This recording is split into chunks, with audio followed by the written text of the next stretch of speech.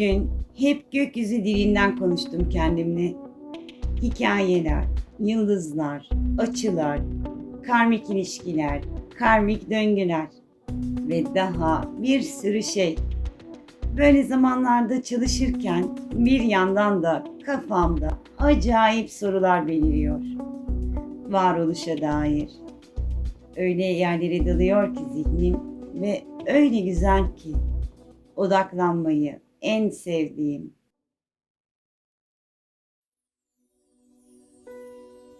Uyum analizi sadece sevgililer için yapılmıyor. Aslında iletişim halinde olduğumuz herkesle var bir şekilde gezegensel temaslarımız. Hatta kendimizle bile, yani görünen ben ile görünenin altındaki ben bile bazen uymayabiliyor birbirine.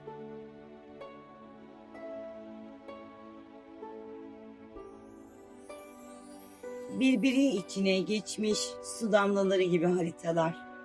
İç içe, katman katman. Bazen öyle hikayeler anlatıyorlar ki bana. En çok o hikayeleri seviyorum gök aleminin. Sonra alıp yere indiriyorum o hikayeleri. Bir masal anlatıyorum. Ve o masalın içi de katman katman. Bazen masal sahibine açmıyor derinliklerini.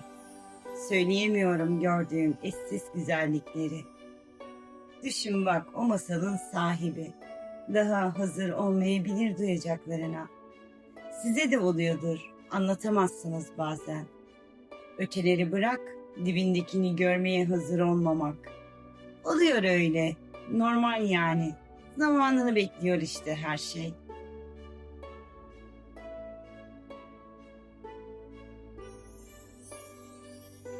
Ama işte Shiva var. Ortada karma falan bırakmaz çünkü Shiva. Sen hiçbir zaman karma olmadın der. Sadece karmanın ortasında uyuyan bilincin. Uyanırsan geçmişin zinciri düşer. Kendini yapan değil de olan olarak fark ettiğinde karma da biter.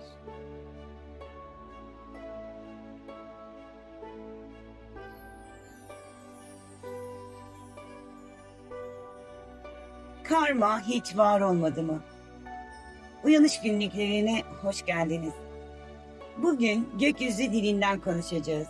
Ama öyle klasik anlamda değil. Burç yorumlarından, haftalık transitlerden de değil. Bilincin gökyüzünden. Çünkü biz gökyüzünü yukarıda bir yerde zannediyoruz. Oysa gökyüzü dediğimiz şey bilinç katmanlarının sembolik bir haritası. Astrolojik haritalar sadece kader planı değildir. Onlar potansiyel alanlardır. Tıpkı iç içe geçmiş su damlaları gibi. Bir insanla temas ettiğinizde sadece iki beden temas etmez. İki harita temas eder. İki bilinç alanı çakışır. Ve biz buna bazen uyum, bazen çatışma, bazen de karma deriz.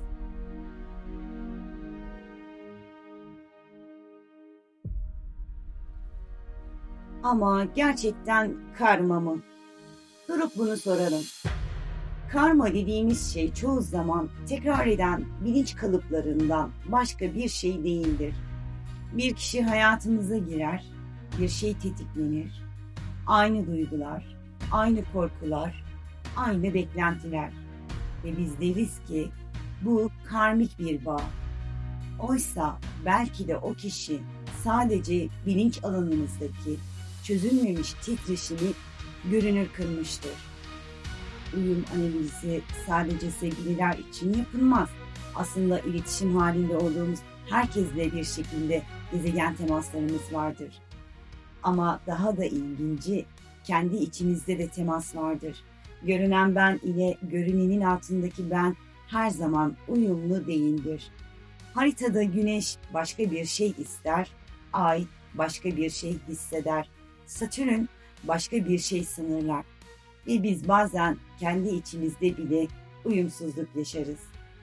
İşte bu yüzden hayat bazen karmaşık görünür. Çünkü biz haritayı parça parça okuruz.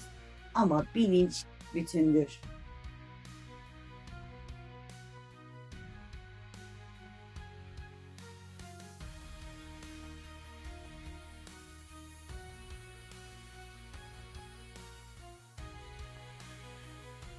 Şimdi burada çok önemli bir ayrım var. Astroloji bize potansiyeli gösterir. Ama o potansiyeli yaşayan kim? İşte uyanış burada başlar. Harita kader değildir. Harita eğilimdir. Transitler zorlayıcı olabilir ama onları deneyimleyen farkındalık hiçbir zaman zorlanmaz. Gökyüzü hareket eder, gezegenler açı yapar, döngüler başlar, döngüler biter. Ama bütün bunları izleyen bir bilinç vardır ve o bilinç hiçbir zaman doğmamıştır. Hiçbir zaman incinmemiştir. Hiçbir zaman bağlanmamıştır.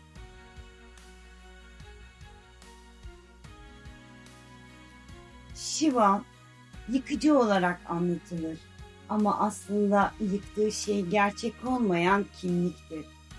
Sen hiçbir zaman karma olmadın der. Bu çok radikal bir cümledir. Çünkü biz kendimizi hikayelerimizle tanımlarız.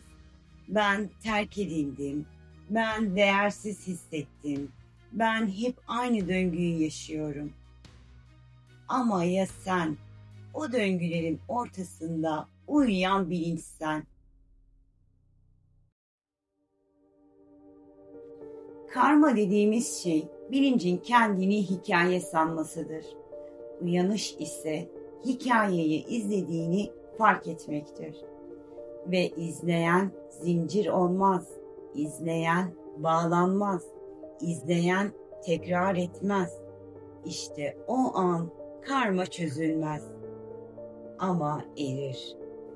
Çünkü onu tutan kimlik düşer, kendini yapan değil, olan olarak fark ettiğinde mücadele biter. Ve belki de bu yüzden bazı masallar henüz sahibine açılmaz. Çünkü bilinç hazır değilse gerçek duyulmaz.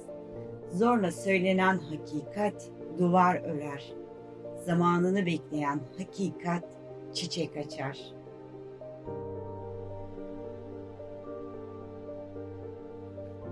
Çoğumuz bazen insanlara gördüğümüz derinliği anlatamayız. Çünkü onların bilinç alanı henüz o frekansa ayarlı değildir. Bu kötü değildir. Bu normaldir. Çünkü her şey zamanını bekler. Tıpkı transitlerin zamanını beklemesi gibi. Tıpkı tutulmaların zamanını beklemesi gibi. Ama bilincin uyanışı takvime bağlı değildir. Bir anlık fark ediş yeterlidir. Ben hikaye değilim. İşte o an deniz kızı suyu fark eder ama su olmadığını da. Bir zamanlar ona bir isim verilmişti. Ananda, ilahi neşe. Neşe koşullardan gelmez. Neşe zincirlerin düşmesinden doğar. Ve belki de bütün haritaların altında tek bir gerçek vardır. Biz uyum aramıyoruz. Biz uyanıyoruz.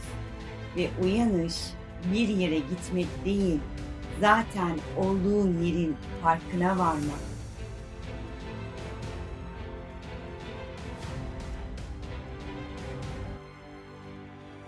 Eğer sen de kendi haritanı izlemeye başladıysan, kendi döngülerini fark etmeye başladıysan, belki de karma çözülmüyor.